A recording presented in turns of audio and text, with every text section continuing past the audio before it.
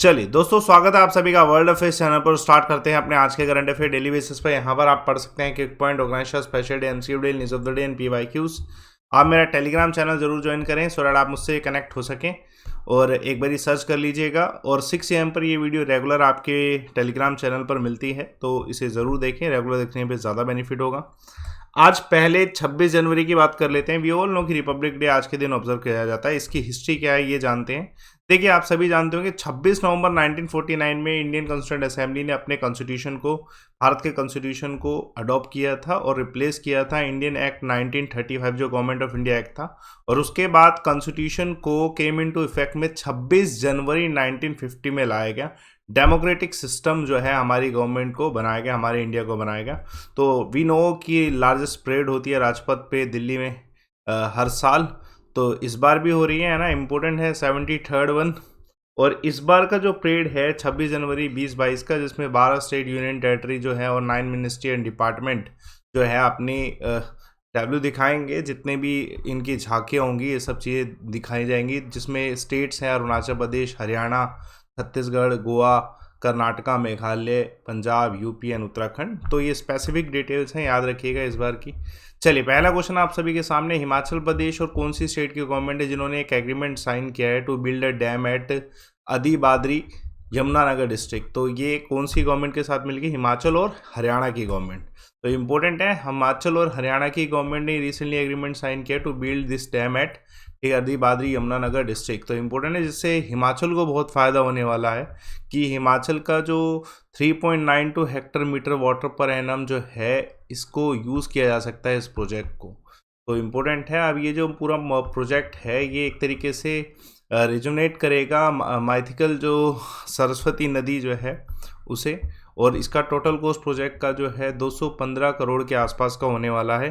देखिए, नरेंद्र मोदी जी जो हमारे प्रधानमंत्री हैं, उनके द्वारा एक गैदरिंग जो कुरुक्षेत्र में 3 अप्रैल 2014 में हुई थी, इसमें ये कमिटमेंट किया गया था कि सरस्वती नदी को जो है दोबारा इसको यूटिलाइज किया जाएगा, इस माइथिकल रिवर को डैम बनाया जाएगा। तो उसी कमिटमेंट को पूरा किया जा रहा है। तो ये मेमोरेंडम साइन किया गया है secretary, chief secretary of Himachal Pradesh Haryana and in the presence of Jairam Thakur and Manohar Lal Khattar, आप सभी जानते हैं। चलिए देखिए, दूसरा क्वेश्चन आप सभी के सामने।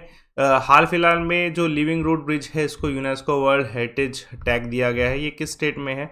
तो ये नेचुरल जो है लिविंग रूट ब्रिज होते हैं जो कि मेघालय में पाए जाते हैं। ऐसा नहीं कि सिर्फ एक ही लिविंग रूट ब्रिज है, there are lot more living root bridge. तो अब ये यूनेस्को वर्ल्ड हेरिटेज की साइट में, आप इसमें से एक इमेज देख सकते हैं। ये वन ऑफ द एग्जाम्पल है natural made living root bridge, जो कि मेघालय की स्मॉल स्ट्रीम, जितनी भी नदियाँ होती हैं छोटी छोटी, वहाँ पे ठीक है बने होते हैं। ये जो है रूट से बनते हैं, जो लिविंग प्लांट्स हैं उनके रूट से बनते हैं, और ये कॉमन है मेघालय में। इनको मेघालय में इस ब्रिज को जो है जिगजियांग ज़ेरी के नाम से जाना जाता है। जो प्रिंसिपल साइंटिफिक एडवाइज़र हैं गवर्नमेंट ऑफ इंडिया, प्रोफेसर के विजय राघवन, उनके द्वारा ये कहा गया कि जो लिविंग रूट ब्रिज है, एक तरीके से डाइवर्स टैग यूनेस्को का इसलिए मिला है क्योंकि they are rich in micro macro species, जो कि एक मेजर टूरिस्ट डेस्टिनेशन है। जितने भी टूरिस्ट मेघालय की तरफ जाते हैं वो ऐसे ब्रिजेस जरूर देखते हैं। That showcase are biological process, ecological process, हमारी जो यूनिक कम्युनिटी है प्लांट और एनिमल्स की। तो जो हमारे देश का जो जियोलॉजिकल सर्वे ऑफ इंडिया है, उसके भी कुछ साइंटिस्ट हाल फिलहाल में विजिट किए थे लिविंग रूट ब्रिज देखने के लिए कि कैसा जो फोना डाइवर्सिटी है किस तरीके से चल रही है। और उस पर डॉक्यूमेंट किया गया 38 फोना, जिसमें से 6 मैमल्स हैं, 5 एक्वेटिक हैं और 72 टेरेस्टोरियल है। तो इम्पोर्टेंट क्वेश्चन आ सकता है। चलिए देखिए, महत्वपूर्ण सवाल एक और। देखिए, आप सभी जानते हैं नरेंद्र मोदी जी जो है आप 5 फरवरी को एक और इनॉग्रेशन करेंगे। 216 फीट लंबा स्टैच्यू जो है रामानुजाचार्य जी का बनाया जाएगा। कहाँ पे? तो इनॉग्रेट किया जाएगा हैदराबाद में 5 फरवरी को। तो ये इसका एक रिकॉर्ड भी होने वाला है कि जितने भी सिटिंग पोस्चर में स्टैच्यू हैं, ये वर्ल्ड का सेकंड लार्जेस्ट जो है स्टैच्यू होने वाला है if we count sitting posture. तो 216 फीट का ये स्टैच्यू है, हैदराबाद में इसे सेटअप किया गया है और इसे इनॉग्रेट किया जाएगा 5 फरवरी को। देखिए, श्री रामानुजन आचार्य की बात करी जाए तो ये 11वीं सेंचुरी के संत और रेवोल्यूशनरी सोशल रिफॉर्मर माने जाते हैं, ठीक है। और इम्पोर्टेंट ये है कि ये जो पूरा स्टैचू बना है ये किसका बना हुआ है, पंचलोहा का बना हुआ। पंचलोहा मतलब comprising the 5 metals, gold, silver, copper, brass and zinc. तो ये 5 मेटल यूज़ किए गए। इसका लागत 1000 करोड़ का है। और इसका जो पूरा स्टैचू का कैंपस है 45 एकड़ कैंपस है।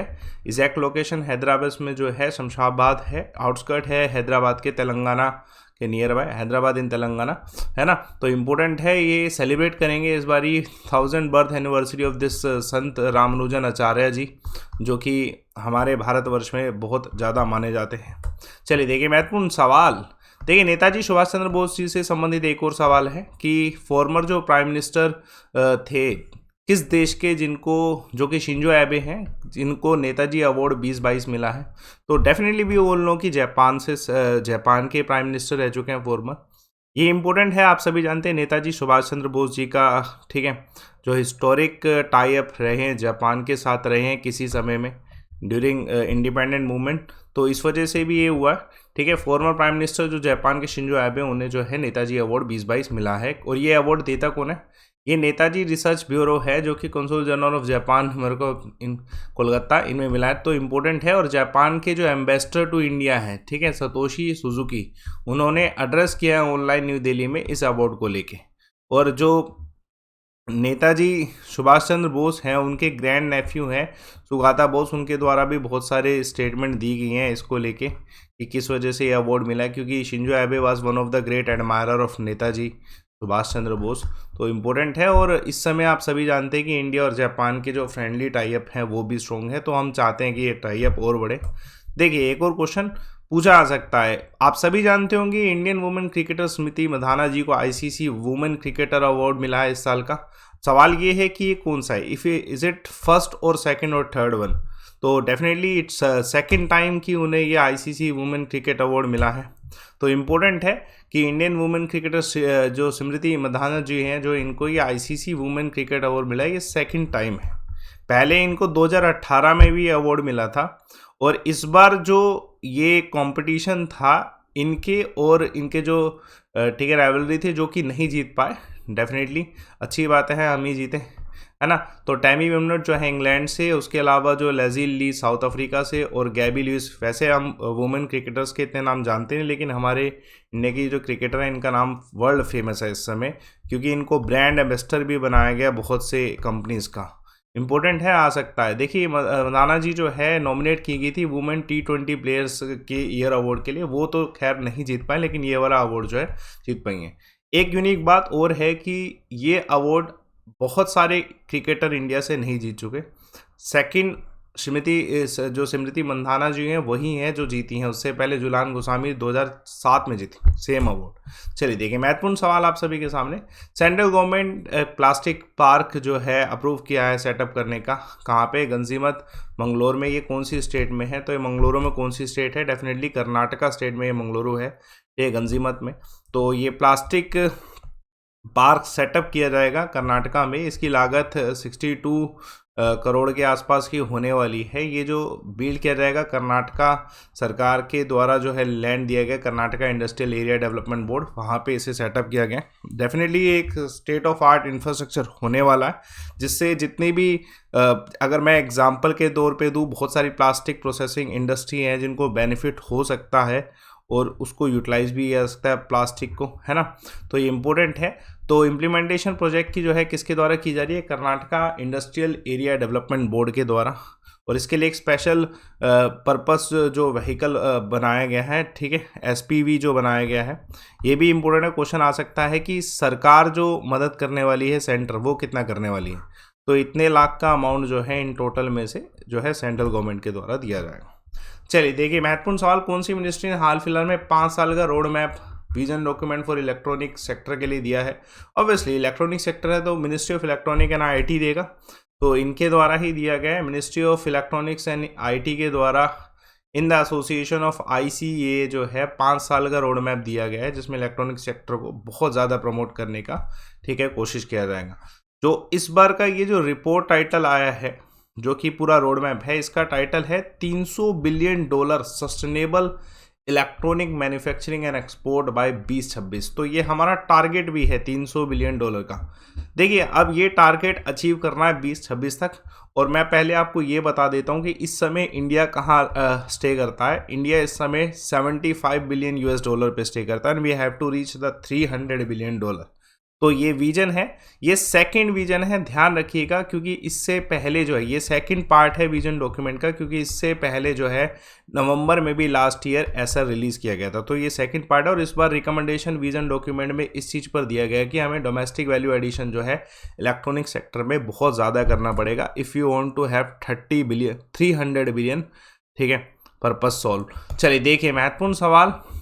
देखिए इंडिया और कौन सा ऐसा देश है जिसके 30 वर्ष पूरे हुए हैं और इसकी वजह से जो है एक लोगो भी कॉमरेड किया गया है। तो लाया गया है लोगो इजराइल के साथ। इंडिया और इजराइल के 30 साल पूरे हुए हैं, ठीक है, टाई अप के। इस वजह से जो है एक स्पेशल लोगो भी जो है लाया गया। आप यहाँ पे ये, ठीक है, लोगो भी देख सकते हैं, 30 year of India and Israel tie. अब ये टाई हुआ कब था? सबसे स्ट्रेट अवे यही क्वेश्चन आएगा कि 29 जनवरी 1992 में इंडिया और इजराइल के बीच में डोमेस्टिक रिलेशन स्टार्ट हुए थे। और वे डेफिनेटली भी बोल लो कि इंडिया और इजराइल के टाई दुनिया में सबसे अच्छे टाई माने जाते हैं अगर डिप्लोमेटिक फॉर्मेट में देखे जाए। तो वी ऑल वांट कि हमारी ये कल्चरल और हर तरीके से डिफेंस टाई जो है और इंक्रीज हो। और इसी वजह से कुछ वर्चुअल मीटिंग्स भी हुई हैं, उसमें इंडिया और इजराइल के एम्बेसडर्स ने पार्टिसिपेट भी किया था। चलिए हाल फिलहाल में कौन टाइटल जीते हैं? सईद मोदी बैडमिंटन चैंपियनशिप, अभी जो टूर्नामेंट हुआ था उसमें पीवी संधू जी जीते हैं। तो ये जो पूरा है टूर्नामेंट था, ठीक है, सईद मोदी इंटरनेशनल टूर्नामेंट, और इसमें जो है सबसे आगे रहे हैं वो ओलंपिक मेडलिस्ट पीवी सिंधु जी रहे हैं वुमेन सिंगल टाइटल में। तो इम्पोर्टेंट है, सिंधु जी ने हराया अपने कॉम्पिटिटिव मालविका, ठीक है, बंसोद को, ठीक है। ये पूरा जो क्लैश हुआ था ये लखनऊ में हुआ था और ये 35 मिनट तक ये मैच रहा है। और सेम ऐसे जैसे ये वुमेन टाइटल जीते हैं, लेकिन मैन जो सिंगल फाइनल है वो एक तरीके से नो मैच डिक्लेयर हुआ, क्योंकि वन ऑफ द फाइनलिस्ट जो थे उनको कोविड-19 हो गया, वो टेस्ट पॉजिटिव पाए गए, इस वजह से उनका मैच कंप्लीट नहीं हो पाया। तो ये इम्पोर्टेंट है, आपसे इसी पे ही सवाल पूछा जाएगा जो आएगा इस बार। देखिए आप सभी जानते हैं कि गवर्नमेंट ऑफ इंडिया जो है पैडी जितना भी है खरीफ क्रॉप का उसको प्रोक्योर करती है फार्मर से, ठीक है, एट एमएसपी। तो ये कितना हुआ है 21-22 का देखा जाए तो 606 LMD है जो वैल्यू रहा है इस बार का। तो पैडी प्रोक्योरमेंट जो है खरीफ सीजन में जो है इतना रहा है इन टोटल 606.16 LMD। तो इम्पोर्टेंट है, क्वेश्चन आ सकता है। बस इसमें ये देखा जा सकता है कि हाईएस्ट प्रोक्योरमेंट जो गवर्नमेंट ने किससे किया है, तो गवर्नमेंट ने हाईएस्ट प्रोक्योरमेंट जो है पंजाब से किया है with over 86 lakh metric ton. और उसके बाद ये भी पूछा जा सकता है कि बेनिफिट कितने फार्मर्स को, तो 77 लाख फार्मर्स को बेनिफिट हुआ है इस एमएसपी वैल्यू से। इंपॉर्टेंट है, क्वेश्चन आ सकता है, जिसकी अगर ओवर वैल्यू रुपीज़ में देखा जाए तो 1,18,000 करोड़ के आसपास की वैल्यू है। तो ये फार्मर्स के लिए बहुत बेनिफिशियल रहता है एमएसपी। चलिए आज का क्विक पॉइंट्स देखते हैं। देखिए हाल फिलहाल में यूएसए के एक थिंक टैंक के हिसाब से ये कहा गया है कि कौन सा ऐसा देश है जो कि हाइपरसोनिक मिसाइल सेल करेगा पाकिस्तान को। ऑब्वियसली पाकिस्तान को चाइना ही सेल कर सकता है, ठीक है। रिसेंटली हुतू रेबल जो है इन्होंने यूएई और सऊदी अरेबिया में अटैक किया है बैलिस्टिक मिसाइल। और उसके अलावा first district good governance index 20 Jammu Kashmir के ऊपर लाया गया, अमित शाह के द्वारा लॉन्च किया गया था। इंपॉर्टेंट है आज का क्वेश्चन। देखिए सवाल आप कमेंट बॉक्स पे ज़रूर बताइएगा, कौन सा मिक्सचर होमोजीनियस नहीं है। तो डिटेल फॉर्म में पड़ेगा what is homogeneous, heterogeneous, colloids and all, सब कुछ आप बता सकते हैं। और ये आपका मेगा कॉम्बैक्ट है, 30 जनवरी को होने वाला बेहतरीन मेगा कॉम्बैक्ट होगा इस बारी। तो आप मेरा कोड लगा के लाइव यूज़ कर सकते हैं। और ध्यान रखिएगा टेलीग्राम चैनल ज़रूर ज्वाइन करें, you will get something very special at 5 PM today. तो आप मेरा टेलीग्राम चैनल एक बारी 5 PM पर ज़रूर एक्सेस करिएगा अगर आप GK theory and all cover करना चाहते हैं। तो रिपोर्ट एंड विन का ऑप्शन भी आपके लिए अवेलेबल है। यूज़ दिस कोड लाइव जिससे आप मेरे कोर्सेज ज्वाइन कर सकें। एक सिंगल सब्सक्रिप्शन के ऊपर ऑफर आया है, ये ऑफ़र बहुत बेनिफिशियल है, ठीक है। ध्यान रखिएगा कि आपको जो ऑफर्स मिलने वाले हैं, ठीक है, वो आपको 25 से लेके 27 तारीख तक मिलने वाले हैं, ठीक है, जिसमें आपको 6 मंथ एक्स्ट्रा मिल रहा है 1 साल पे। तो आप इस ऑफर्स को ज़रूर यूटिलाइज़ करें। आप लाइव अमन कोड यूज़ करके, ठीक है, अपनी फ़ीस को कम कर सकते हैं और 6 मंथ एक्स्ट्रा ले सकते हैं 25 से 27 तारीख के बीच में। ये रिपब्लिक डे स्पेशल ऑफर है जिसे आप यूटिलाइज़ कर सकते हैं। तो आप यूटिलाइज़ करें इसे, सेशन को ज़रूर लाइक करें, शेयर करें, चैनल को सब्सक्राइब करिए। Thanks a lot for watching.